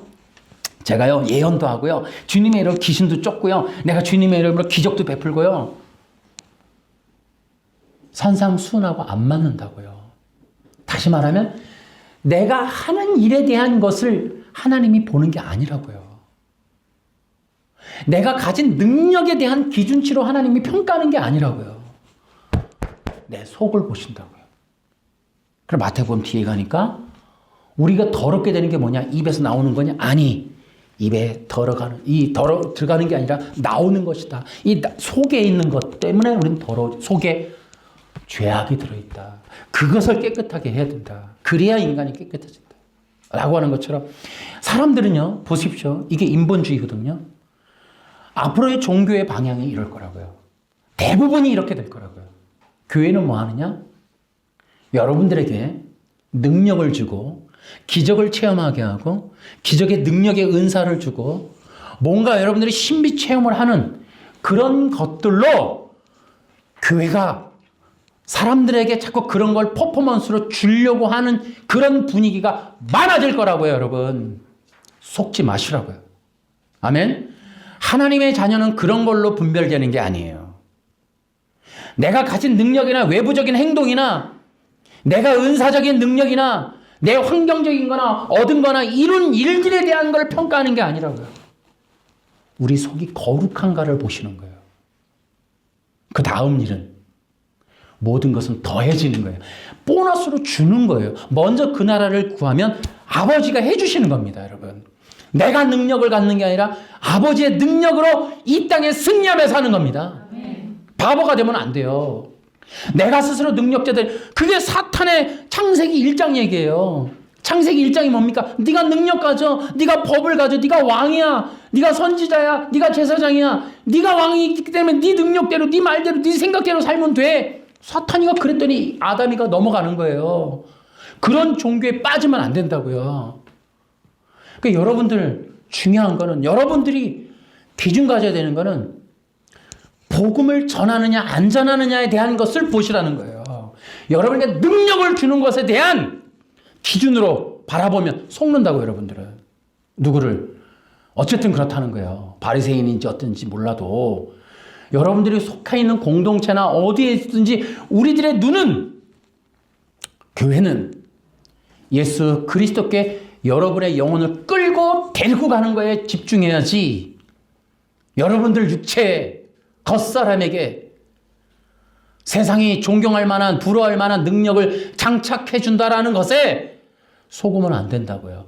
그런 시대에 이제 마지막 시대가 올 것이고, 그렇게 되면 수많은 사람들이 속게 된다고요. 이것이 사람들을 미끼로 삼아 다단계식으로 전도하는 원리고, 그렇게 됐기 때문에 신천지가 통하는 거예요. 뭔가를 준다라는.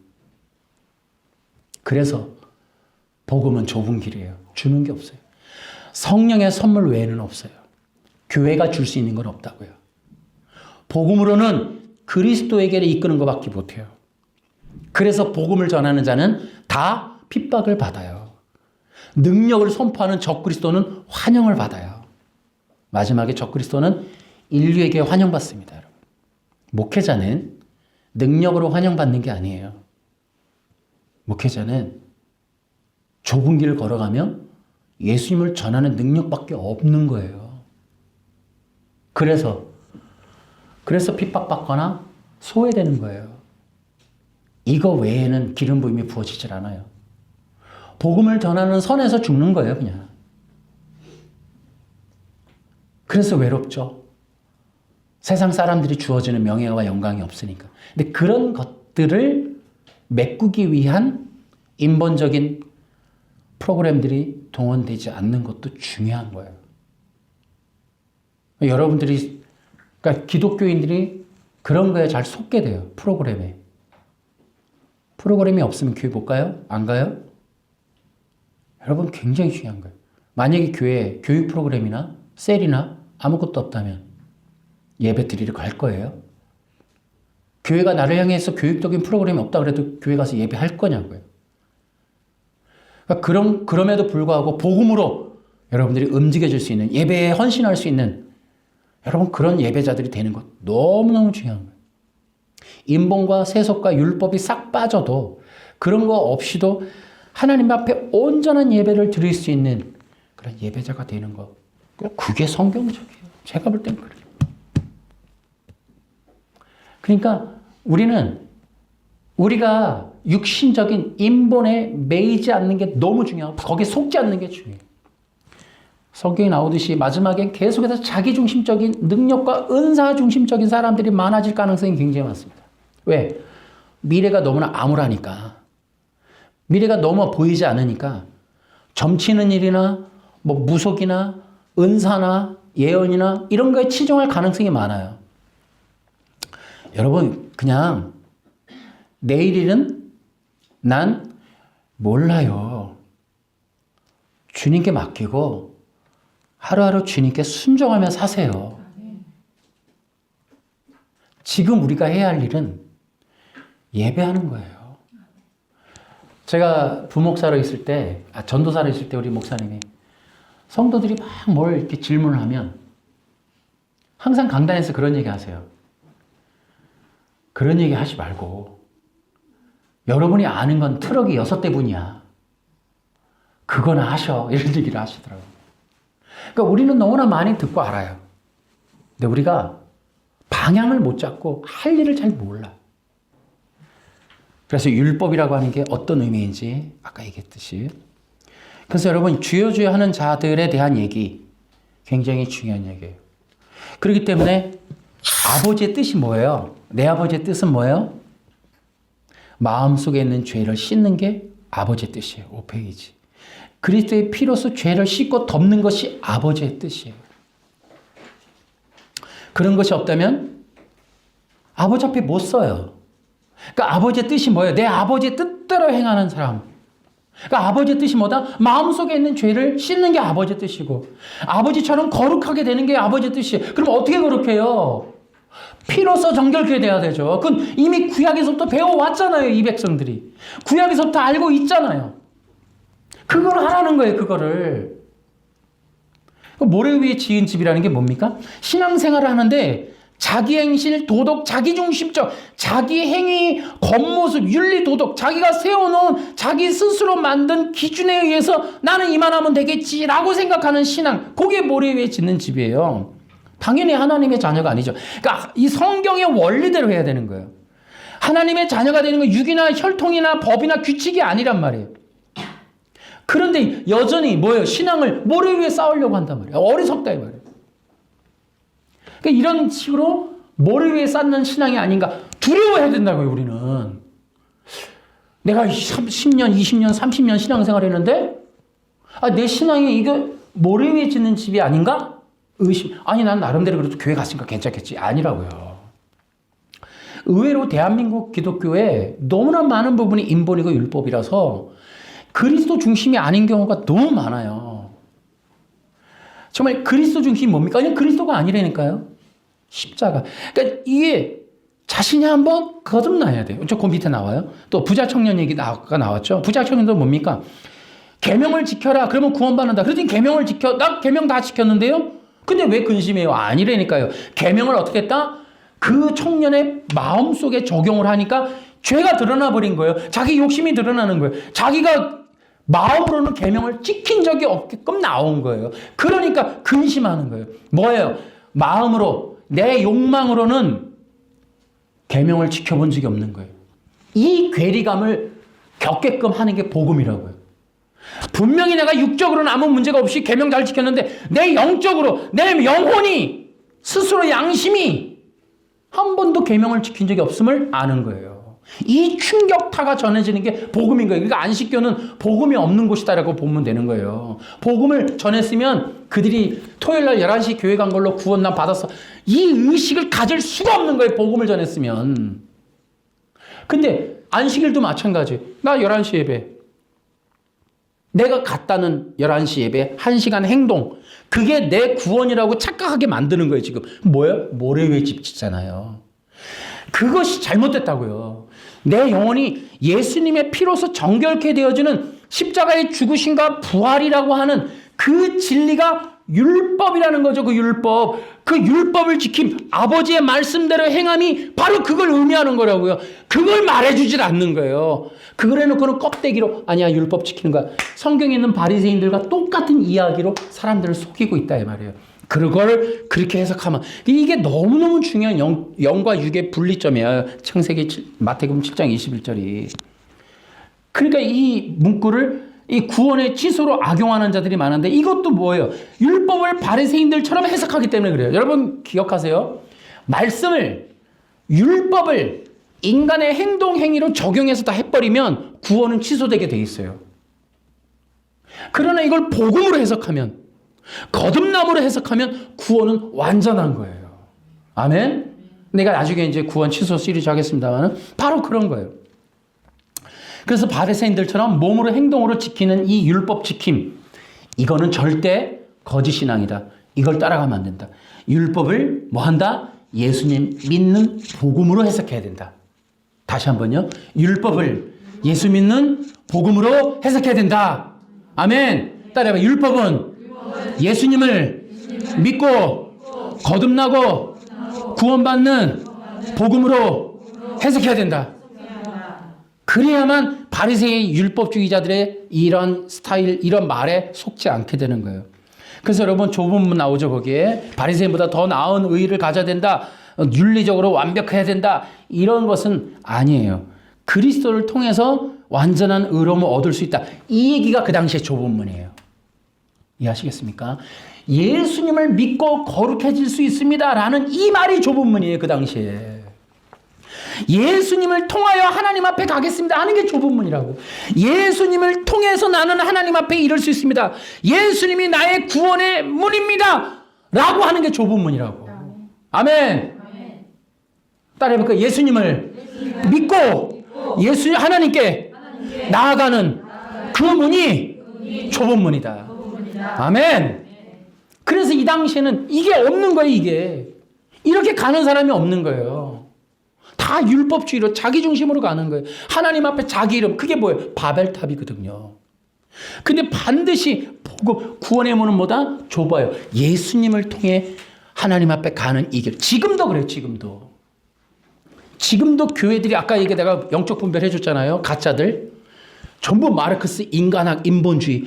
여러분 그 길로 가면 다 모래 위에 집 짓고 망하는 겁니다. 여러분. 그래서 내가 일부러 얘기하는 거예요. 그거 가짜 기독교라고. 그렇게 거기 있는 사람 빨리 나오시라고. 절대 구원 없다고. 물론 구원에 관심이 없으면 거기 계셔도 되지만 진짜 영혼구원을 위해서라면 그런 곳에 계시면 안 돼요. 그것은 넓은 문이고 죽음으로 가는 문이에요. 그건 안 돼요. 그래서 우리는 그리스도라고 하는 좁은 문으로 들어가야 된다. 그래야만 우리가 완전한 구원에 이르게 될 것이다. 자, 이제 우리가 결론으로. 그래서 이제 우리는 내 아버지의 뜻대로라고 하는 것은 이제 그런 율법을 지키라는 뜻이 아니고 그 산상수훈에 나오듯이 우리 이 영혼, 마음의 죄를 씻어야 되는, 그 씻어야 아버지 나라에 갈 수 있다. 그것이 자녀들이다. 거룩함을 이루는 게 자녀들이다. 그 거룩함은 영혼의 죄를 해결하고 할례받고 속죄받아야 된다. 그것을 위해서라면 이제 우리는 예수님밖에 없다라고 하는 게 마태복음이라는 거예요. 아멘. 그게 그렇게 해야만 구원의 문으로 들어갈 수 있다. 정말 축복합니다, 여러분. 여러분들은 이 신앙의 끝이 구원의 문을 통과하는 신앙이 되길 바랍니다. 아멘. 여러분의 지금 가는 길이 구원의 문을 통과하는 길이길 바랍니다. 아멘. 그거 아니면 아무 의미 없어요. 우리 이 땅에 사는 이유도 필요 없어요. 이 연단받을 필요도 없고 고난받을 필요도 없어요. 정말 이 육이 그렇지 않습니까? 성령 안에서 헤쳐나가야 돼. 헤쳐나가야 돼. 목회자들도 그래요. 목회자들도 시험과 환난과 유혹이 너무 많아. 그런 것들을 피해서 오직 예수님만 붙들고 걸어가는 게 이게 쉽지가 않아요. 때로는 정말 박탈감, 소외감, 억울함, 분노, 또 이유 없는 막막함 이런 것들도 있어요. 정말 예수님만 전한다고 하는 이 복음을 전한다고 하는 이 일이 참으로 척박한 일이구나라고 하는 생각도 점점 더 많이 들어요. 이 시대가 갈수록. 사람들은 복음에 대한 순수 복음에 대한 열정이 의외로 그렇게 많지 않아요. 자기들이 원하는 얘기를 해달라 하지 성경에 있는 얘기를 전하려 하는 것은 그닥 인기가 없어요. 사람들은 계속해서 인본이기 때문에 인본에 관련된 얘기를 원한단 말이에요. 그러니까 복음을 통해 그리스도에게 정말 이끌기 위한 이 복음이라고 하는 게 쉽지가 않아요. 또 하나 이 복음 설교는 복음 설교 외에는 아무것도 없어요. 저도 세속적인 방법, 인본적인 방법, 은사적인 방법, 사람들이 좋아할 만한 거, 신비롭게 할 만한 거, 막 사람들이 호응할 만한 거 하고 싶은 유혹이 많았어요. 그러나 성령의 역사는 딱 한 가지에서 계속적으로 저를 가르치는 것 같아요. 복음. 영원히 구원받을 수 있는 이 메시지. 선지자들이 걸어갔던 그 길. 그냥 복음 전하고 죽어지는 길. 그냥 그렇게 되는 길. 예수님을 전한다는 것. 십자가의 복음을 전한다는 것. 뭐 그딴 식으로 뭐 그렇게 이렇게 되어져요. 마지막 마태복음 보십시오. 기적이 난다니까요. 적그리스도가 와서. 그러니까 은사적인 교회들이 뜨게 돼 있어요. 막 엄청난 퍼포먼스가 떠요. 그러나 복음은 뜨질 않아요. 굉장히 적은 숫자가 남게 되는 거죠.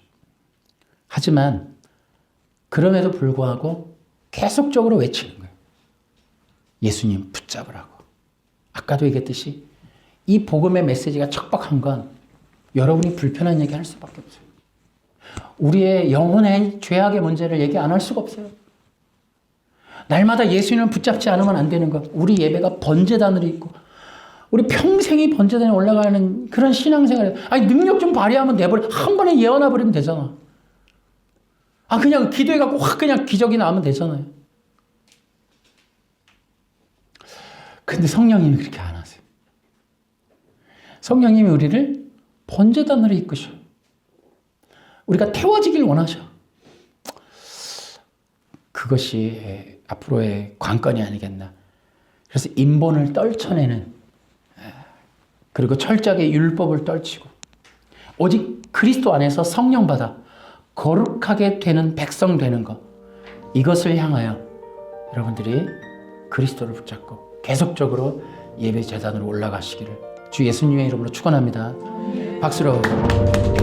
하나님 아버지, 이 마지막 시대 포스트 모더니즘 인본의 절정의 시기에 우리가 어떻게 좁은 문으로 들어갈지 바리새인들보다 더 나은 의를 향하여 혈루병 앓는 여인 니고데모라든지 이런 문둥병자라든지 예수님의 옷깃을 붙잡고 매달리며 자기의 피 흘리는 몸뚱아리를 부끄러워하지 아니하고 사람들의 돌판매를 맞을 수도 있는 위기 상황 속에서 예수님 붙잡고 살려달라고 외치는 그런 외침. 어쩌면 이 모든 기록들은 마지막 시대를 향한 기록이 아닐까. 우리가 그렇게 되어지지 않을까. 그렇게 절박한 심정으로 붙들어야만 되는 건 아닐까. 우리의 신앙이 그렇게 되어야만 하는 건 아닐까. 아니 어쩌면 우리 모든 것이 그리스도 외에는 아무것도 없어야 되는 건 아닐까. 우리의 이 시국과 환경과 우리의 육체와 우리의 삶과 질병과 모든 문제들 속에서도 오직 예수님을 붙드는 것 외에는 다른 방법이 없는 게 아닐까. 그걸 알려주는 게 아닐까. 이런 생각을 하게 됩니다. 아버지 하나님, 마지막 시대에 오직 믿음으로 승리해야 될 이 귀한 예배자들 머리머리 위에 하나님 은혜를 베푸시고 아버지께서 이끌어주시고 주님의 귀한 성령으로 그 백성들을 정결케 하시고 그 백성을 예비하셔서 하나님의 귀한 신자녀로